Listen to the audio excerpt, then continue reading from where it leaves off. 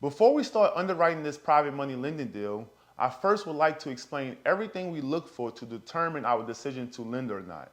We look at the character of the borrower. How they fill out an application tells a story.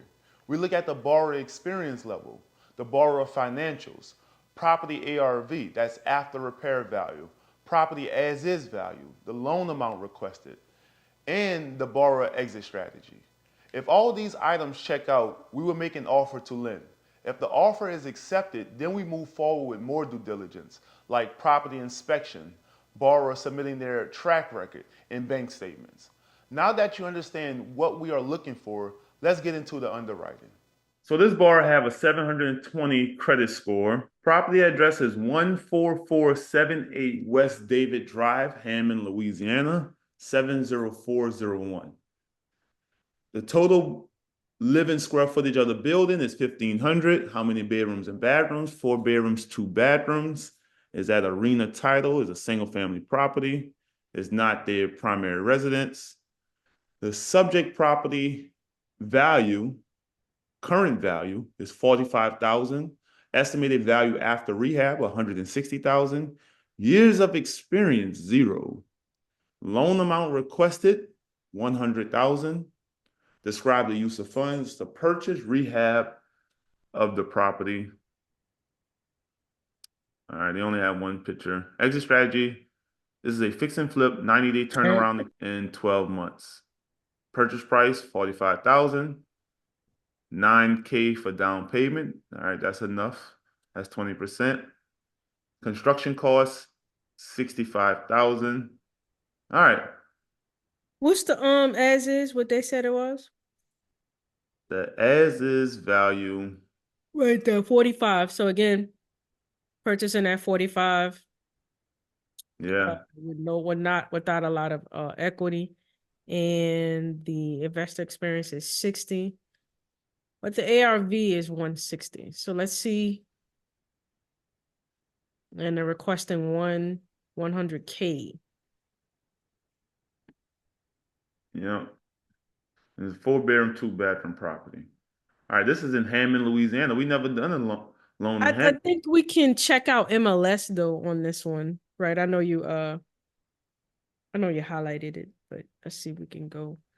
This is probably listed. I remember talking to this applicant. He's represented by a realtor. And generally, of course, realtors don't work for free. So I'm sure this one would have been listed. Let's see.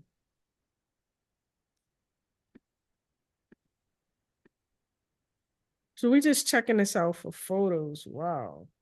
Yeah, that's a total renovation. And they say the rehab cost was 65,000. Yeah. Yeah. Hmm. I don't know what you think. Um, Your construction hat on. he definitely would need to get a partner. Um, he definitely needs another partner on this with zero experience.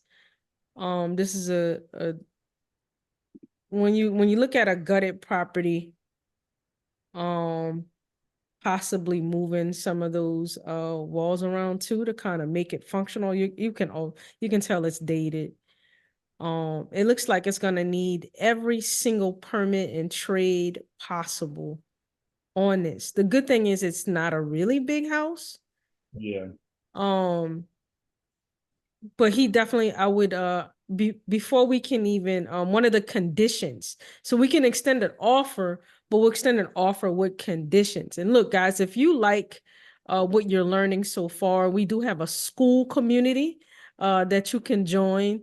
It's only $49 a month, and you can be a part of a community where we go over a lot of this stuff in detail. And there's other people in the community that share their experiences as well. But he definitely would need to get an experienced partner on this. And I'm not concerned. I mean, we're always concerned about the ARV. It looks about right, just kind of looking And glancing. at these numbers. So it looks like he was a little conservative at the 160. I don't see any arguments here on the actual ARV. But as far as the experience, definitely would want him to get a partner. Yeah.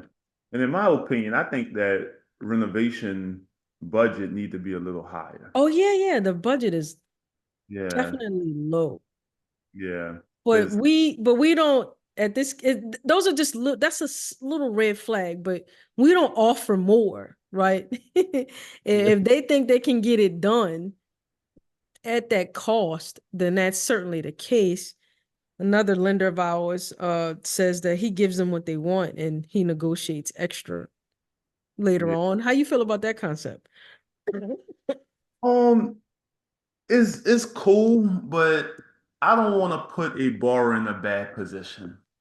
So I want to evaluate the deal from the lender perspective and the borrower perspective and just not do the loan because I don't want to put the borrower in a bad position. I want to set the Look how bar. responsible you are. You don't want to put a borrower in a bad position. That's Yeah, pretty neat.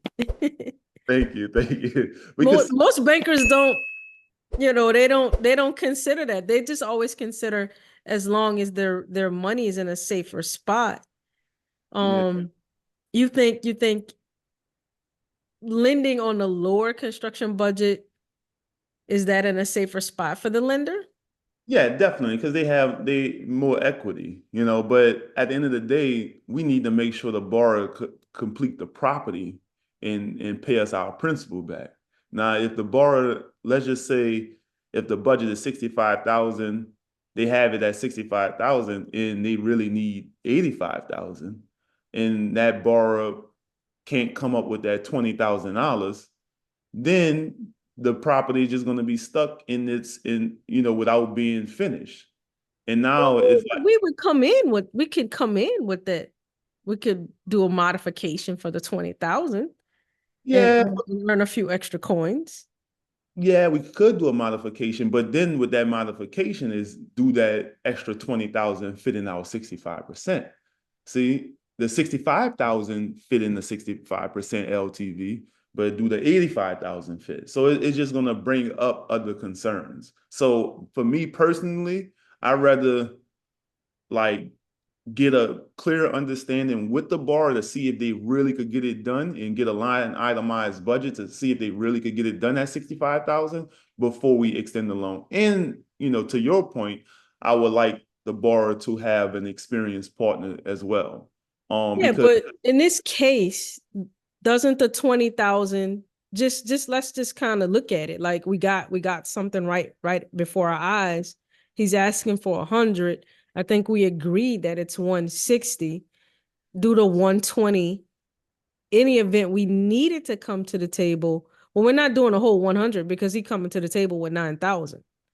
yeah, So we're at, help me out. So yeah. we're doing So at 91,000. yeah. And does So the 20,000, any event that he needs the extra 20,000 in this case at 165, that kind of checks out, right?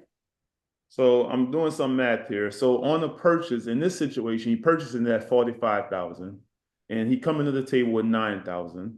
So that's we coming to the table with 36,000 plus the 65,000. So that put us at 101 right there. So 101. Okay. 36,000 plus 65,000 put us at 101. And then let's just say if he do instead of $65,000 budget, he do a cost overrun of 20,000, and that's $20,000. And you saying we possibly could do a loan modification and up the loan amount to 121,000. Now, ARV is 160, right? At Mm-hmm. 65%, I can't add, yo. at 65%, that's 104,000. So we wouldn't be able to do 20,000 because we already at 101 for the original loan, and Right, right. adding another 20, we wouldn't be able to do it. So in this situation, like the other lender, the lender friend of ours, he would do the loan anyway. In this situation, we would voice our concerns and say, Right, yeah, right. So yeah, there's a lender out there that cares. That's Vertical Capital, right? yeah. Yeah. Right, right. Look, if you're in New Orleans and you need a loan, hit us up. Yeah, for sure. All right. So what we doing in this situation though, partner? We're going to make him the offer. It works. It just don't work at the additional 20,000. What you doing? Yeah. Yeah, You I called me think, off guard right there. yeah, I think we make the offer at the 10, what was it, 101? yeah, With conditions. yeah. With conditions and concerns and letting them know our concerns and how you plan to address those. Right. Yeah. So this is VC approved, right? Approved. Right.